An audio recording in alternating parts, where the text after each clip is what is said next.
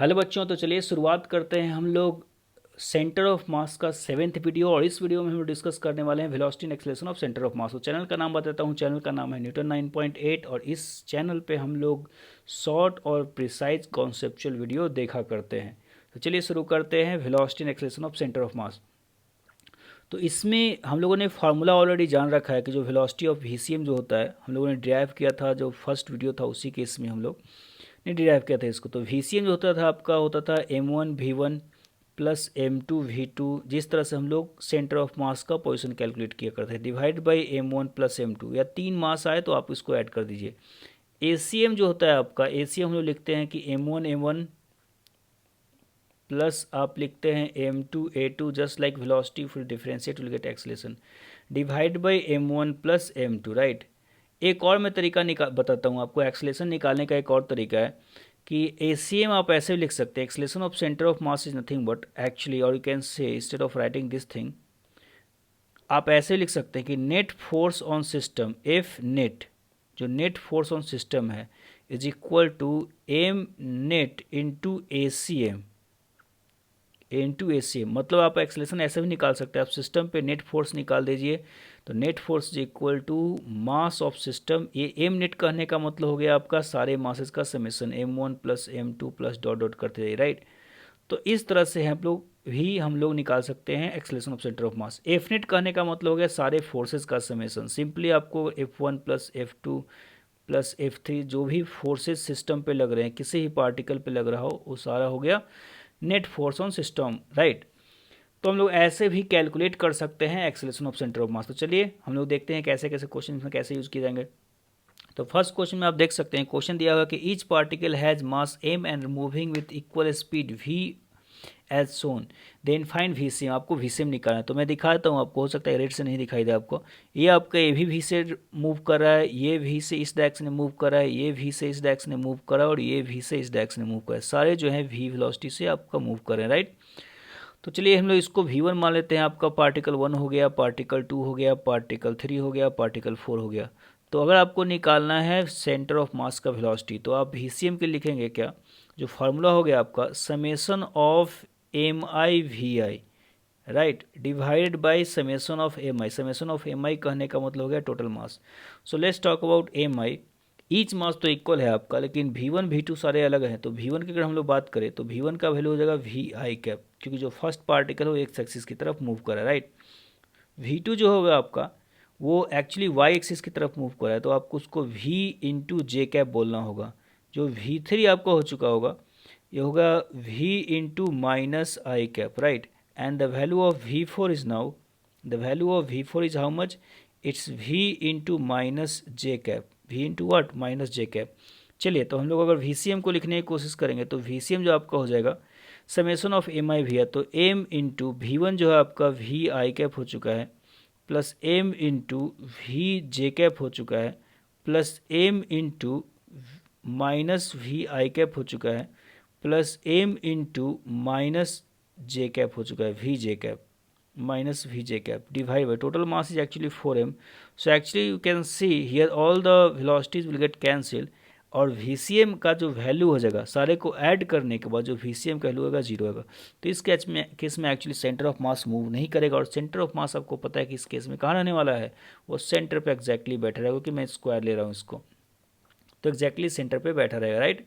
तो कोई दिक्कत नहीं, हम लोग इसको आसानी से सॉल्व कर सकते हैं। चलिए नेक्स्ट क्वेश्चन को डिस्कस किया। तो नेक्स्ट क्वेश्चन में आपका दिया हुआ, चलो वैल्यू को हम लोग सबसे पहले अलग अलग कर लेते हैं, मैं जल्दी नहीं पढ़ा रहा हूँ, अब इसको स्लो डाउन कर सकते हैं। तो values are the velocity and acceleration of two particles M1 and M2। देखिए M1 यहाँ है आपका, M2 यहाँ है, ये दिया हुआ है।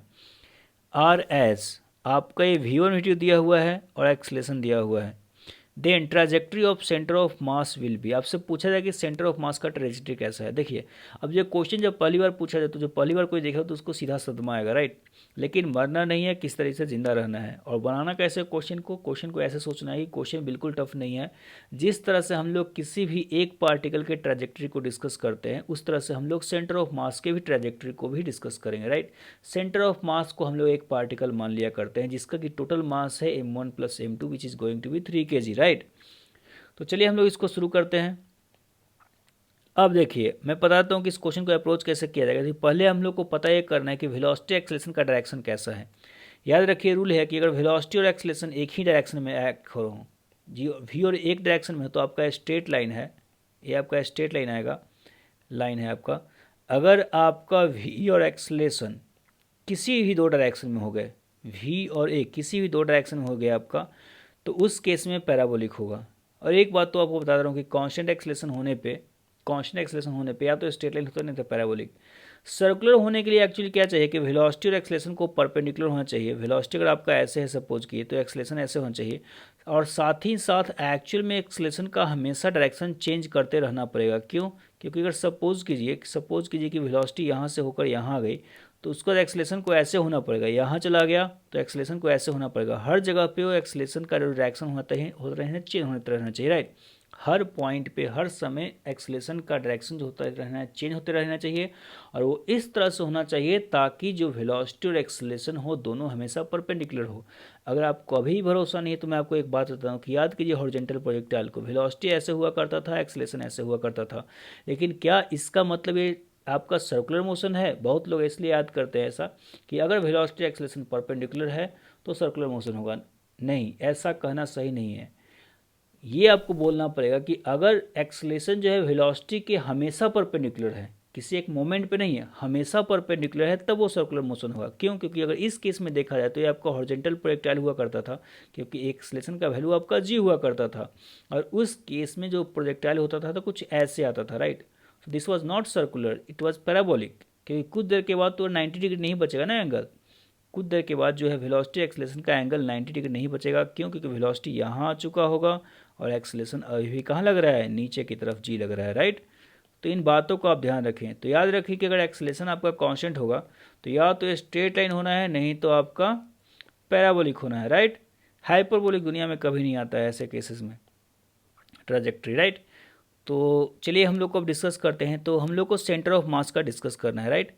तो चलिए हम लोग निकाल लेते हैं। सबसे पहले VCM निकाल लेते हैं कि VCM और ACM कैसा है। तो VCM हम लोग निकालेंगे तो बोलेंगे कि M1V1 प्लस आपका होना चाहिए M2V2 divide by net mass is M1 plus M2। चलिए तो इसका वैल्यू पुट करते हैं हम लोग। M1V1, M1 is 2 kg, V1 is 2I cap, plus M2V2, M2 is 1 kg and the V2 is actually 4J cap. V2 is how much? It's 4J cap. Divide by how much mass? Mass is 1 plus 2 which is how much? 3 kg, right? तो देखिए 4I plus 4J actually हो गया 4I plus 4J by 3। सो आपका हो गया 4I plus 4J by 3, इसको अलग लिख लेते हैं। जो वेलोसिटी ऑफ सेंटर ऑफ मास हो गया आपका हो चुका है 4I प्लस 4J बाई 3, ये आपका VCM हो गया, राइट। अब हम लोग ACM को निकाल लेते हैं। एक्सेलेरेशन ऑफ सेंटर ऑफ मास कैसा है? तो एक्सेलेरेशन ऑफ सेंटर ऑफ मास देखने के लिए हम लोग M1A1, तो M1 आपका फार्मूला लिख लेते हैं सबसे पहले। M1A1 ट्रेडिशन है आपका ये लिखना, M2A2 divided by M1 plus M2 divide M1 plus M2, right. चलिए M1A1 तो 2 इंटू A1 कितना है आपका? A1 देख सकते हैं 2I प्लस जे कैप, तो आप लिखेंगे उसको 2I प्लस जे कैप प्लस M2A2, M2 आपका 1 है, M2 आपका 1 है, और A2 जो है आपका 6J कैप, तो आप इसको लिखेंगे 6J cap divide by note total mass in denominator which is going to be 2 plus 1 which is going to be 3 kg। तो आपका जो acceleration of centre of mass आ जाएगा यहाँ से, वो आने वाला है कितना? आप देख सकते हैं 4I कैप और plus 8J cap. This is going to be 4I cap plus 8J cap divide by total mass is 3, right. तो अब देखिए इसको देखकर आपको साफ पता होगा कि ये जो वेलोसिटी एक्सेलरेशन दोनों पैरेलल नहीं है, और ना ही तो परपेंडिकुलर है, वो तो चेक करने की जरूरत ही नहीं है, लेकिन कम से कम पैरेलल नहीं है। क्योंकि पैरेलल का एक तरीका होता है, मैं आपको बता देता हूँ, आप लोग शायद वेक्टर नहीं पढ़ा। अगर दो वेक्टर हैं, आपका वेक्टर ए है आपका AXI cap plus AYJ cap, AYJ cap, और एक वेक्टर है B which is going to be BXI cap plus BYJ cap. BY क्या हो गया? J cap.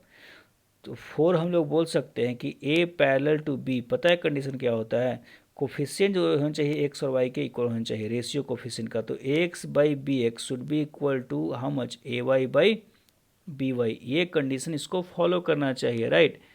तो ऐसा कुछ होना चाहिए। चलिए हम लोग अब इसको देखते हैं। तो यहाँ पर आप देख सकते हैं कि एक्स और वाई का कोफिशिएंट हमको चेक करने की जरूरत नहीं है। आप देख सकते हैं कि इसमें एक्स का कोफिशिएंट है। आप अगर देखेंगे तो आप वी एक्स बाई एक्स आप कैलकुलेट कीजिए। तो वी एक्स बाई एक्स आपको हो जाएगा 4/3 divide by 4/3 which is going to be 1। And V Y by A Y calculate कीजिए, इतना करने की जरूरत भी नहीं है। तो वी वाई आपका भी 4/3 है और ए वाई जो है आपका 8/3। So this is going to be 1/2।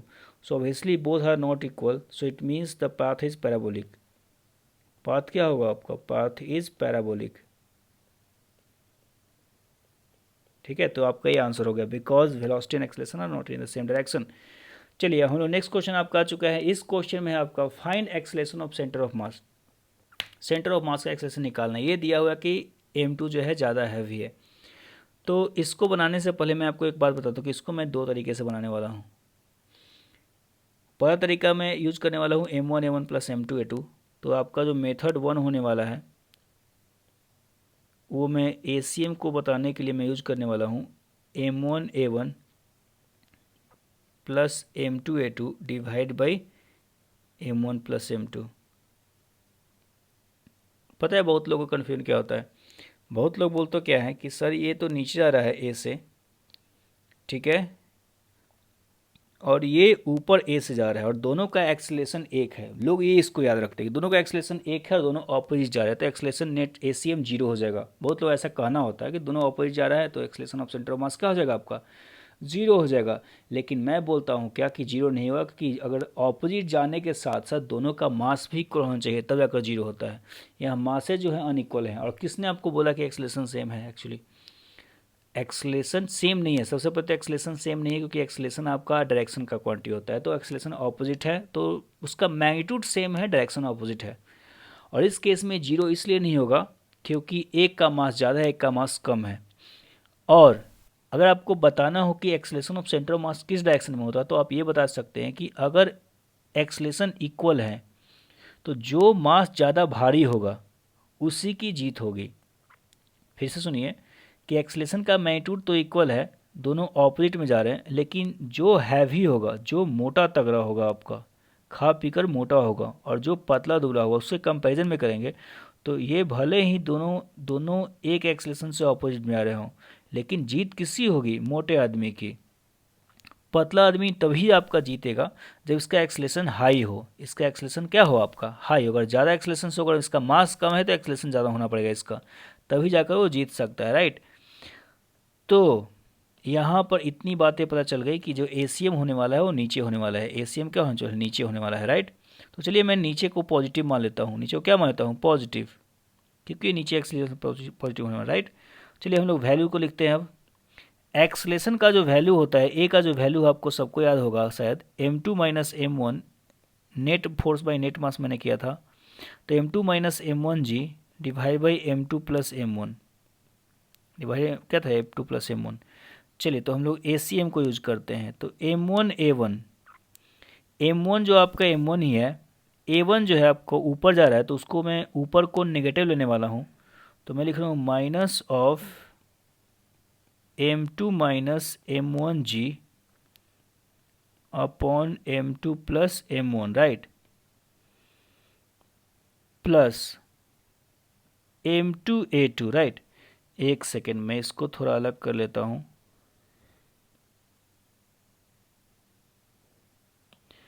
इसको थोड़ा मैं अलग कर लेता हूँ, right, plus m2a2। a2 is how much? It's m2 minus m1 upon m2 plus m1 g divide by total मास जो हो चुका है आपका m1 प्लस क्या हो चुका है? m2, correct. So this is ACM। सो अगर हम लोग इसको कैलकुलेट करने की कोशिश करें तो आप देख सकते हैं कि m2 माइनस m1 आपका कॉमन आ जाएगा डिनोमिनेटर में और वो नीचे चला जाएगा। तो मैं एक्चुअली एक तरीका यूज़ करता हूँ कि आप ऐसा कीजिए कि m2 माइनस m1 को नीचे रखिए और ऊपर को मल्टीप्लाई करते रहिए, साथ साथ g को भी कॉमन लेते रहिए। तो आपका हो जाएगा minus of m1 m2 minus plus actually m1 square plus m2 square minus m1 m2 ऊपर जाएगा ये, राइट। हालांकि ऐसा नहीं करना चाहिए था, एक और तरीका था हम लोगों का, छोड़िए जो भी हो गया, इंटू जी डिवाइड बाई, आप इसको शॉर्ट में क्या, एक्चुअली आप जो ये टर्म है, जो सेकेंड वाला टर्म है जो ब्रैकेट के अंदर लिखा उसको आप डायरेक्ट कॉमन ले लीजिए, वो सही तरीका है। Divide by m1 plus m2 का क्या चला जाएगा, स्क्वायर चला जाएगा, right. So the value of ACM will now become equal to, actually हो जाएगा आपका m1 माइनस m2 का square upon m1 plus m2 का स्क्वायर इंटू जी, और you can say actually m1 minus m2 upon m1 plus m2 into G का square का G, right. So this is the value of ACM। अब आपसे मैंने ये बोला था कि मैं एक आपको दूसरा तरीका बताऊंगा और उसको मैं गारंटी बताने वाला हूँ, जो भी हो जाए आप वीडियो को फास्ट थोड़ा कर कर देख सकते हैं इसको, हालांकि मैं जल्दी ही काम निपटाता हूँ यहाँ पर। चलिए ये हो गया आपका, सही है, ओके। सो हम लोगों ने दूसरे तरीके के बारे में बात किया था। अब दूसरे तरीके को जानने के लिए एक्चुअली आपको कुछ एडजस्टमेंट करने होंगे। मेथड 2 की अगर हम लोग बात करें अगर, तो मेथड 2 में क्या करने वाला हूँ कि मैं net force by net mass use करने वाला हूँ। मैं डायग्राम को थोड़ा छोटा ही रखूँगा,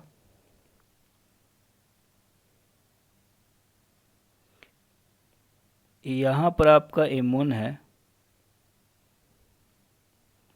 यहाँ पर आपका m2 है। चलिए हम लोग नेट फोर्स की बात करते हैं। तो ऊपर की तरफ यहाँ T लगेगा, यहाँ भी एक T लग रहा है, नीचे की तरफ आपका लग रहा है m1g, और यहाँ पर ही लग रहा है क्या, m2g। तो इतना तो पता है हम लोग, सेंटर ऑफ मास आपका नीचे जाएगा। तो मैं क्या यूज़ करने वाला हूँ कि net force is equal to net mass into ACM, right. Net force downward में मैं पॉजिटिव ले रहा हूँ, तो जो नेट फोर्स नीचे की तरफ हो जाएगा आपका m1 प्लस m2g हो जाएगा, right. m1g plus m2g minus 2t is equal to net mass आपका हो जाएगा m1 plus m2 into ACM, correct. तो इसको आप लिख सकते हैं कि m1 plus m2 into g minus 2t is 2m1 m2 upon m1 plus m2 into g is equal to how much, m1 plus m2 into ACM, right. चलिए अब हम लोग इसको ACM को अगर कैलकुलेट करने की कोशिश करें तो आप कैलकुलेशन कर लीजिए खुद से। आप m1 प्लस m2 LCM लीजिए वगैरह कीजिए, तो आपका जो आने वाला है वो आने वाला है m1 minus m2 upon m1 plus m2 का square into g. So this is the value of ACM। तो इसको भी आप तरीका को यूज़ कर सकते हैं। चलिए हम लोग नेक्स्ट क्वेश्चन पे आते हैं। नेक्स्ट क्वेश्चन पे आते हैं कि a ball of mass 1 kg is drop from height 80 metre. Values को पिक करना होगा। Drop from height 80 meter. At the same time, another ball is projected upward with a speed 30 meter per second. Then find initial position of CM, ACM, maximum height attained by the center of mass. चलिए तो maximum height कितना होगा, तो actually होगा क्या पूरे process में, अगर मैं एक्सप्लेन करने की कोशिश करूँ तो कुछ ऐसा होने वाला है। आपने अभी 30 मीटर पर सेकेंड को ऊपर थ्रो किया, और जो 1 kg का ब्लॉक है, जो 1 kg का ब्लॉक है ऊपर से रिलीज़ किया गया, मतलब इसका यू जो है इनिशियल वेलोसिटी क्या है आपका 0। दोनों के बीच का डिस्टेंस आपका 80 मीटर्स है। अब देखिए सेंटर ऑफ मास कहीं यहाँ होगा, एग्जैक्टली बीच में तो नहीं बोलेंगे क्योंकि हैवी मास नीचे की तरफ है, तो सेंटर ऑफ मास कुछ यहाँ होगा। अब सेंटर ऑफ मास यहाँ होगा, और सिंस सेंटर ऑफ मास के पास एक वेलोसिटी हुआ, क्यों हुआ वेलोसिटी, क्योंकि आपने नीचे वाले ब्लॉक को ऊपर वेलोसिटी दिया है, ऊपर वाले ब्लॉक का वेलोसिटी 0 है, तो नीचे वाले ब्लॉक को आपने ऊपर वेलोसिटी दिया है, तो एक्चुअली सेंटर ऑफ मास, उसी कारण से सेंटर ऑफ मास का वेलोसिटी आप चेक कीजिएगा, VCM गारंटी ऊपर होगा, और दोनों का एक्सेलरेशन अगर नीचे जी की तरफ है तो सेंटर ऑफ मास के पास एक ACM जो होगा नीचे की तरफ लगते रहेगा। ACM किधर होगा, नीचे की तरफ, क्योंकि दोनों ब्लॉक का एक्सेलरेशन जो है नीचे की तरफ होगा, राइट। उसी कारण से सेंटर ऑफ मास एक्चुअली में यहाँ से शुरुआत करेगा और ये कुछ ऊपर जाएगा और एक मैक्सिमम हाइट तक जाएगा और उसके बाद ही नीचे आ जाएगा। तो यही आपको निकालना है कि सेंटर ऑफ मास कितने मैक्सिमम हाइट तक जा सकता है ग्राउंड से। ऑब्वियसली अगर हाइट की बात किया जा रहा है तो ग्राउंड से कितना ऊपर जाएगा, राइट, ये हम लोग बात करने वाले हैं। तो चलिए हम लोग शुरुआत करते हैं क्वेश्चन की। तो सोल्यूशन में अगर हम बात करें तो हम लोग को निकालना है centre of mass, initial position of centre of मास। तो YCM की बात की जा रही है, ऑब्वियस सी बात है। तो हम लोग लिखेंगे M1Y1 plus M2Y2 divide by M1 plus M2 divide how much M1 plus M2।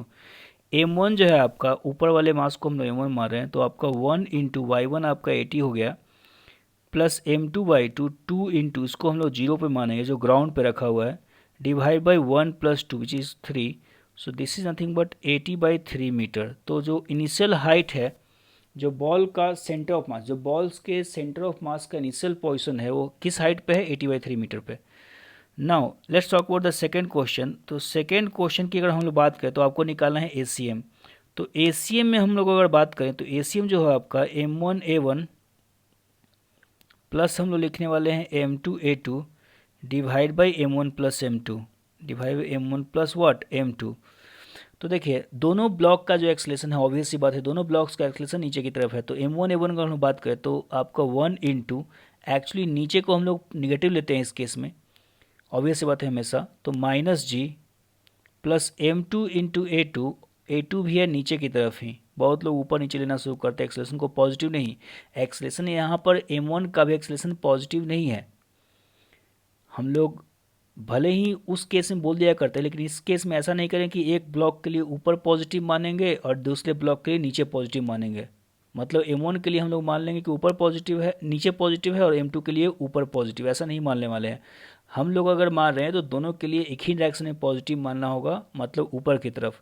तो जो भी एक्सेलेरेशन लग रहे हैं यहाँ पर नीचे की तरफ लग रहे हैं, तो दोनों के लिए एक्सेलेरेशन निगेटिव ही है। तो 1 + 2, तो ACM जो आपका हो जाएगा, ACM आपका हो जाएगा -G, जो हम लोग को एक्चुअली कैलकुलेट नहीं करना चाहिए था, लेकिन मैंने कर लिया, right. So which is going to be -10 metre per second square. तो इतना ACM हो जाएगा, राइट। तो अब हम लोग को निकालना है, आपका क्वेश्चन कुछ ऐसा हो चुका है कि आप मानिए सेंटर ऑफ मास को एक बॉडी जो कि शुरुआत कितने हाइट पे है, तो शुरुआत से 80/3 हाइट पे है। आपका YCM जो हो चुका है, इनिशियल YCM जो था वो 80/3 मीटर पे है। यहाँ से आपने इसको ऊपर थ्रो किया, हम लोग को निकालना है कितने से ऊपर जाएगा, और ये ऊपर से आपसे पूछा है कितने हाइट तक की H max तक जाएगा। This is the value of H max of which particle, H max of centre of mass.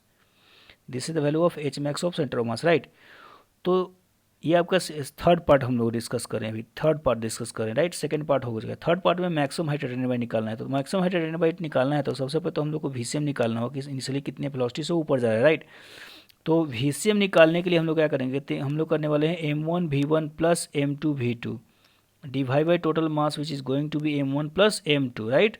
M1 0 है आपका, सॉरी मास तो है आपका 1 kg है, लेकिन वेलोसिटी है 0, प्लस 2 इंटू वेलोसिटी है आपका शायद कितना, वेलोसिटी है 30, तो 2 into 30 divide by M1 plus M2 which is going to be 1 + 2 which is 3 kg, right.